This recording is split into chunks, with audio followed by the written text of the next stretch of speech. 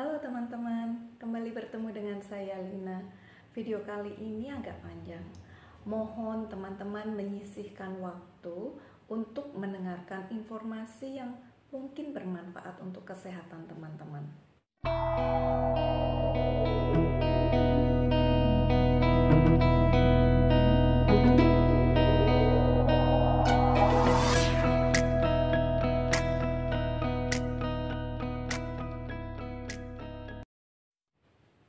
Kali ini saya akan membahas buku yang berjudul Gut and Psychology Syndrome atau Sindrom Pencernaan dan Psikologi yang ditulis oleh Dr. Natasha Campbell McBride, seorang ahli syaraf dan yang kemudian mendalami pengetahuan mengenai nutrisi untuk menyembuhkan anaknya yang saat itu didiagnosa autistik di usia 3 tahun. Saya membaca buku, mendengarkan podcast Dr. Natasha, dan juga membaca testimoni orang-orang yang telah menerapkan diet ini untuk mereka sendiri dan juga untuk anak-anak mereka yang menderita berbagai macam penyakit. Dr. Natasha yang berasal dari Rusia dan saat itu sampai sekarang tinggal di Inggris memutuskan untuk belajar mengenai nutrisi. Dengan ilmu nutrisi yang ia peroleh, ia mulai mengobati anaknya dengan terapi makanan, sehingga lahirlah GAPS diet, yaitu Gut and Psychology Syndrome. Dia percaya bahwa semua penyakit berasal dari pencernaan yang kurang sehat, karena populasi perut didominasi oleh patogen atau bakteri jahat yang akhirnya meracuni tubuh, termasuk otak, sehingga banyak orang terjangkit bermacam-macam penyakit dan bahkan mengalami gangguan mental. Dr. Natasha menyebut fenomena ini sebagai metabolic syndrome atau sindrom metabolisme tubuh. Setelah berbulan-bulan melalui proses terapi ini, anak Dr. Natasha mengalami kesembuhan total. Sekarang anak itu sudah dewasa dan hidup normal. Terapi untuk anak-anak autistik ini harus diterapkan saat anak masih di usia dini, sehingga kerusakan otak yang diakibatkan dari makanan yang tidak tercerna dengan sempurna, obat-obatan, dan juga vaksin tidak bertambah parah. Menurut Dr. Natasha, sejak manusia diperkenalkan dengan antibiotik, banyak orang mengkonsumsi antibiotik untuk penyakit ringan seperti flu, pusing, sakit perut, sakit tenggorokan, dan lain-lain, yang akhirnya membunuh komunitas mikrobiom atau bakteri bagus, sehingga perut yang seharusnya adalah sumber penyerapan dan pendistribusian nutrisi yang diperlukan oleh tubuh menjadi sumber penyakit. Ibu-ibu yang mempunyai komunitas gut flora yang sehat akan melahirkan bayi yang sehat pula, karena saat bayi melalui jalan lahir, dia akan membuka mulutnya untuk pertama kalinya, di mana bayi mendapatkan gut flora dari sang ibu. Sehingga bayi saat divaksin, tubuh bayi cukup kuat untuk menghandle vaksin ini. Sebaliknya, apabila pencernaan sang ibu didominasi oleh patogen, karena sebelum hamil dia banyak mengkonsumsi antibiotik, obat kontrasepsi yang banyak mengurangi komunitas gut flora, gula, minyak goreng, margarin, processed food, pengawet makanan, memakai parfum, kosmetik, pewangi ruangan termasuk lilin, dan cairan pembersih kimiawi. Semua ini berkontribusi membunuh gut flora, sehingga bayi yang dilahirkan akan mempunyai imunitas yang lemah, sehingga saat divaksin bayi-bayi ini tidak akan bisa menghandle vaksin yang mengandung pengawet, sehingga mulai meracuni tubuh terutama otak sang bayi. Bayi-bayi yang lahir dengan imunitas yang lemah nantinya kemungkinan menderita ADHD, disleksi, kesulitan untuk membaca, dispraksi, masalah dengan koordinasi, autoimun, autis, schizophrenia, atau depresi. Karena di dalam pencernaan diproduksi hormon-hormon serotonin, dopamin, endorphins, juga GABA yang membuat kita bisa mengatasi stres.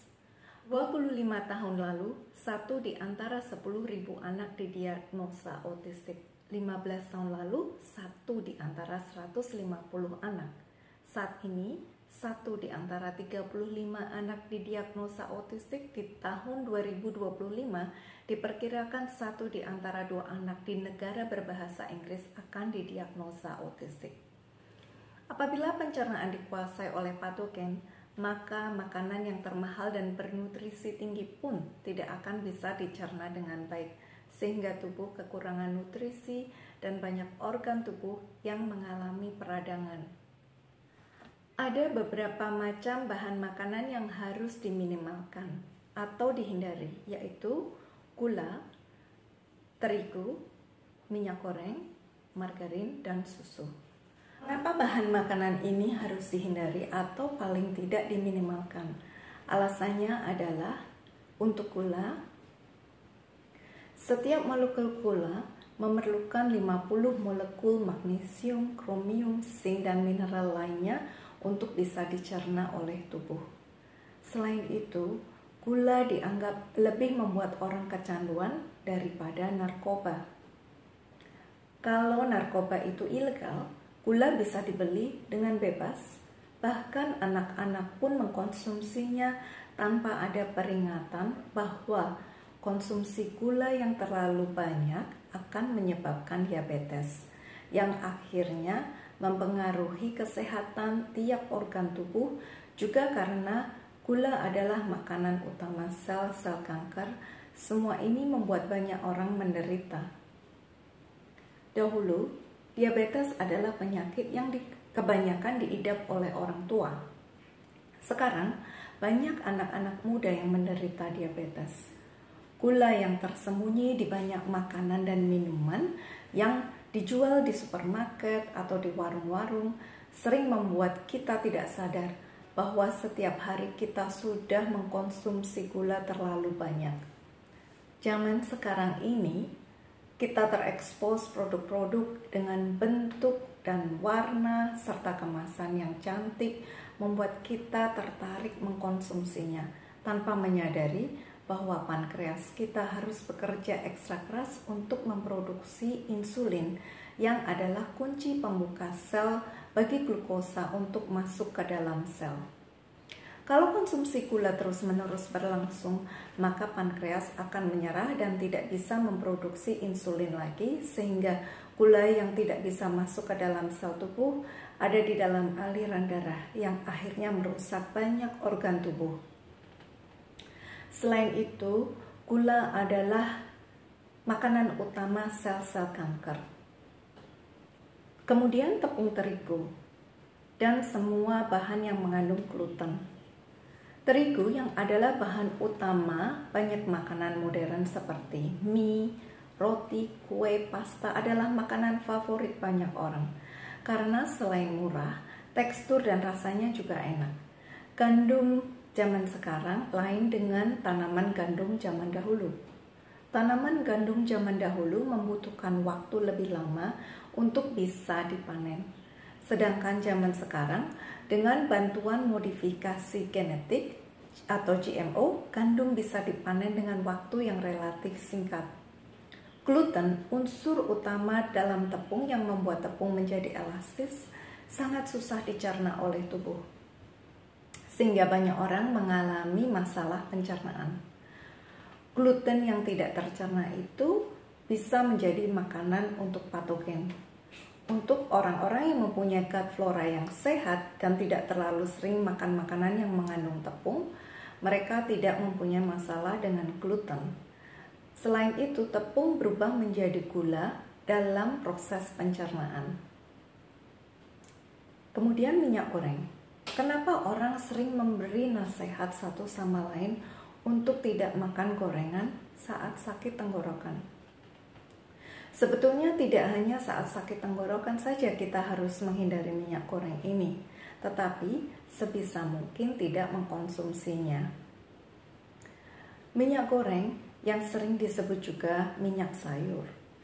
Kalau dipikir-pikir, mana ada sayuran yang menghasilkan minyak? Semua minyak semua minyak goreng di pasaran adalah berasal dari biji-bijian yang diekstrak menggunakan mesin dengan pemanasan tingkat tinggi, sehingga minyak hasil proses ekstraksi mempunyai ikatan kimia yang sangat rapuh, berbau sangat tajam atau tengik, dan juga keruh. Untuk menghilangkan bau yang menyengat itu dan menjernihkan minyak yang keruh, bahan kimia harus ditambahkan melalui proses pemanasan lagi. Bisa dibayangkan produk yang dihasilkan ini sangat berbahaya bagi kesehatan tubuh karena minyak mudah teroksidasi dan menyebabkan peradangan dalam tubuh. Sejak minyak goreng dilempar di pasaran menggantikan minyak kelapa dan lemak hewani yang jauh lebih sehat, tetapi dituduh menjadi penyebab segala penyakit, banyak orang menderita diabetes, kanker, macular degeneration yang akhirnya bisa menyebabkan kebutaan, juga serangan jantung dan lain-lain. Minyak kelapa dan lemak binatang yang sejak zaman dahulu orang-orang konsumsi dituduh sebagai penyebab penyakit-penyakit itu. Padahal lemak jenuh inilah yang menjadi bahan regenerasi otak, sel-sel tubuh, dan mielin yang membungkus syaraf kita. Tanpa mielin, tubuh akan mengalami kelumpuhan. Lemak jenuh mempunyai ikatan yang kuat yang tidak mudah teroksidasi walaupun dipanaskan. Sejak orang-orang ketakutan mengkonsumsi lemak jenuh, mereka mulai menggunakan minyak goreng sebagai penggantinya dan menambahkan gula dalam makanan. Karena tanpa lemak, makanan akan terasa kurang enak. Padahal dengan menggunakan minyak sayur dan gula, tubuh akan mengalami inflamasi atau peradangan sehingga menyebabkan berbagai macam penyakit. Ketakutan akan mengkonsumsi lemak juga disebabkan karena kesalahpahaman akan fungsi kolesterol. Saya akan membahas mengenai kolesterol di video yang akan datang. Kemudian yang harus dihindari adalah margarin, karena margarin terbuat dari minyak sayur yang telah ditambahkan hidrogen dan pewarna sehingga menyerupai butter atau mentega. Penggunaan margarin dalam pembuatan kue dan makanan lainnya harus dibatasi seminimal mungkin karena tubuh tidak mengenal margarin sebagai makanan. Margarin bisa digantikan dengan minyak kelapa, ghee, atau butter. Kemudian susu. Untuk orang-orang yang mengalami berbagai macam penyakit, susu dan produk yang terbuat dari susu juga seharusnya tidak dikonsumsi terlebih dahulu. Alasannya karena susu mengandung kasein dan laktos yang susah dicerna.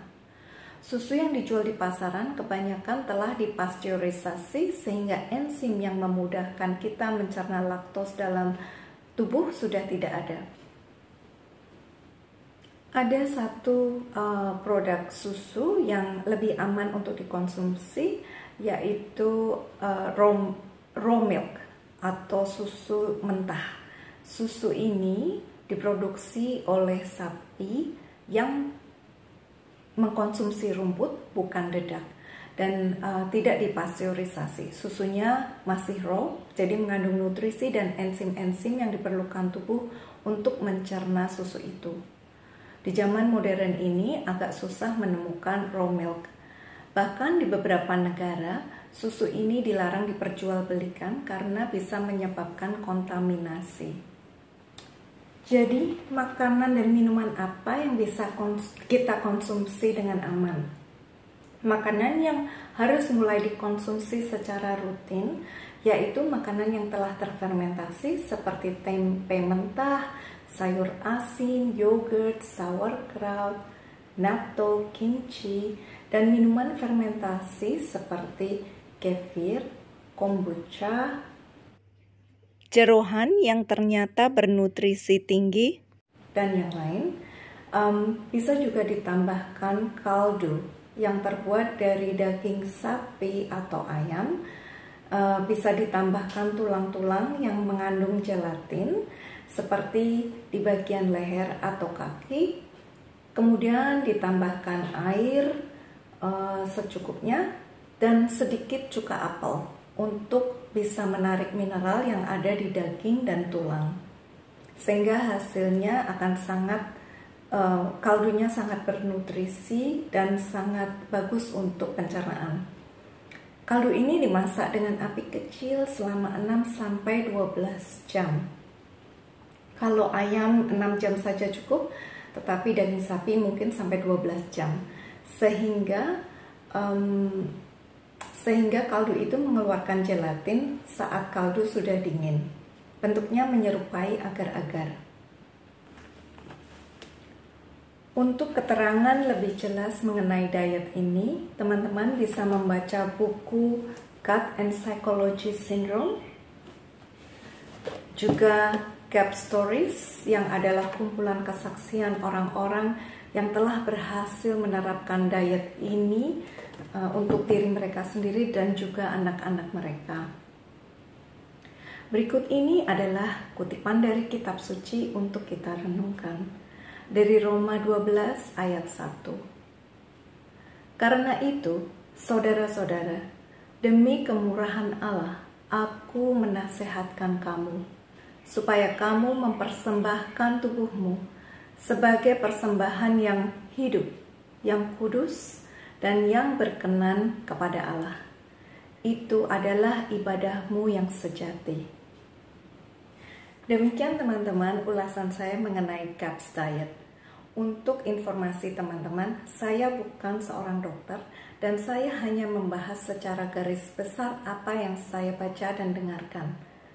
Mohon teman-teman menggunakan logika sehat dengan mendiskusikan diet yang terbaik untuk teman-teman dengan ahli kesehatan yang teman-teman percayai. Saya sendiri tidak menerapkan diet ini secara ketat. Sesekali saya mengkonsumsi makanan yang mengandung bahan-bahan makanan seperti yang saya sebutkan di atas. Semoga video ini menambah pengetahuan teman-teman dalam menjaga kesehatan tubuh sendiri dan juga keluarga. Apabila video ini bermanfaat untuk teman-teman, jangan lupa like, subscribe untuk yang belum subscribe supaya teman-teman mendapatkan notifikasi untuk video saya berikutnya, dan juga share. Siapa tahu informasi ini bisa menyelamatkan kesehatan saudara-saudara dan teman-teman yang lain. Oh ya, beri komentar juga ya supaya video ini bisa beredar di YouTube. Tuhan memberkati kita semua. Salam.